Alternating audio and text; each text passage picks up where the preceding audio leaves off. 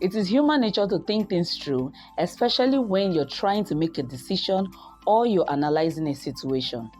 But it becomes overthinking when you dwell so much on that situation without a solution. Now, overthinking is simply what it is. You are thinking too much. It could be a small issue, it could be a big issue, it could even be the past or the future, or maybe you're just blowing things out of proportion. Are you wondering if you're an overthinker? Then keep on watching.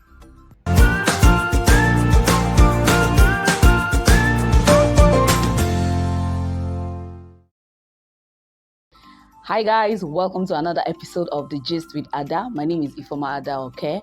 And I'm excited to have you here today. If you're just watching my video for the first time, welcome on board. Thank you for tuning in. And if this is not your first time, then thank you for tuning in once again. So today I want to talk about overthinking, and I want to share a few points to show if you're an overthinker or not. All right, so my first point is you see the negatives before the positives. So I want to share an experience with you. Okay, there was this Friday I posted a video of a child that was dancing, and I wrote my mood for Friday, Friday mood, thank God it's Friday and all that. So somebody buzzed me, a lady buzzed me actually, and she said, we need to protect the children. This kind of video is unacceptable. And I was like, I don't understand, because all I could see was a child that was happy and dancing. So I said to her, well, that is for you. Me, what I see is pure happiness. And she goes, this kind of video portrays a bad childhood. The child obviously has not eaten. The child is in a bad environment, and so on and so forth. This in 20 years' time could cause mental illness for this child. And I was like, you actually saw all that through the child dancing. I mean, what I could see was pure happiness. I didn't even remember what happened or what I did when I was like 3-4 years, because at that point in time, I feel like the child's mind is so innocent. So the child is not even looking at the environment that he or she is growing in, or whether the child has eaten or not, or whether they have clothes on their back. I mean, we're practically running naked at that age. So I was just wondering, how come you're seeing the negative? You're seeing through this child. It's just a child, like 15 seconds video of this child dancing, and she could see all the bad things surrounding that video. I had to go back to the video and I was like, I don't understand. It made me realize that people really overthink things. Like, she's really overthinking this thing. It's just a child that is showing happiness. So if you are one of these people that see the negatives before the positive, then you are an overthinker. All right, so my second point is you ask yourself so many what if questions. What if this? What if that? What if I do this? What will happen? For me, these what if questions is like the bedrock of procrastination. You know how it is when you want to make a decision and then you come on with what if this thing happens? What if I don't succeed? What if things go bad? What if this? What if that? Somehow you're procrastinating taking that decision. Somehow you're procrastinating doing that thing that you're supposed to do.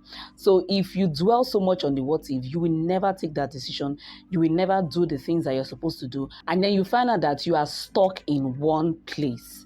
So if you find out that you're asking too many what if questions, then, my dear, you are an overthinker.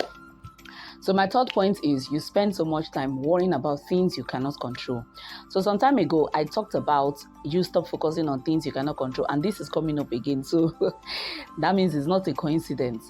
If you worry too much about things you cannot control, you're a serious overthinker. I mean, this is something that you have no control over. It's like worrying about the weather. You just sit down and you're angry about the weather. I mean, you cannot change it at that particular time. Just do something different. Just get your mind over it. Do you understand? Because the weather is the weather. It's only God that can stop the weather, except you're a rainmaker, which I've not seen one anyways. So stop focusing on things you cannot control. It will do you more harm than good. My fourth point is you constantly remind yourself of your past mistakes. Now, my mom used to say something that your past mistakes are experiences that you're supposed to learn from. But I found out that a lot of people, instead of learning from these experiences, they dwell so much on it and they begin to say, what if I have done something different? What if again? What if I have done something different? But my darling, you cannot do anything about it. It's the past mistake. You learn from it. Pick your experiences, learn your lessons from it, so that in the nearest future you don't make the same mistake that you made in the past. Do you understand? So if you find yourself constantly worrying about your past mistakes, you are an overthinker. So number 5, you spend so much time thinking about the past or the future. Talking about the future, it is said that we should always plan. Have your long-term goals, have your short-term goals that you can follow through. But I always say that we can never tell what the future holds. We can only plan, but what the future is going to be is what the future is going to be. Let me use the pandemic as an example again. When we entered 2020, nobody saw that we are going to enter into any pandemic. Nobody saw that Corona was going to come and then shut us down totally, shut businesses down and all that. I'm sure all those businesses that shut down had like serious long-term goals, right? But where are they today? They are shut down. So when you have your plan, you can never tell what's going to happen in the future. That's why you see some people who say they have plan A, plan B, plan C. But even at that, you never can tell what will happen in the future. So stop worrying too much about it. When you make your plan, just live life, live for the moment, and then we'll see how things can go. All right? So my final point is you worry about hidden meanings in what people do or say. I call these people very sensitive human beings. I mean, you can never do something around them. You can never do anything around them. I remember then I had this friend who is very touchy. I used to call her Miss Touchy. And then whenever somebody says something around her or do something around her, I say, I'm sure they're laughing at me, or I'm sure they're talking about me.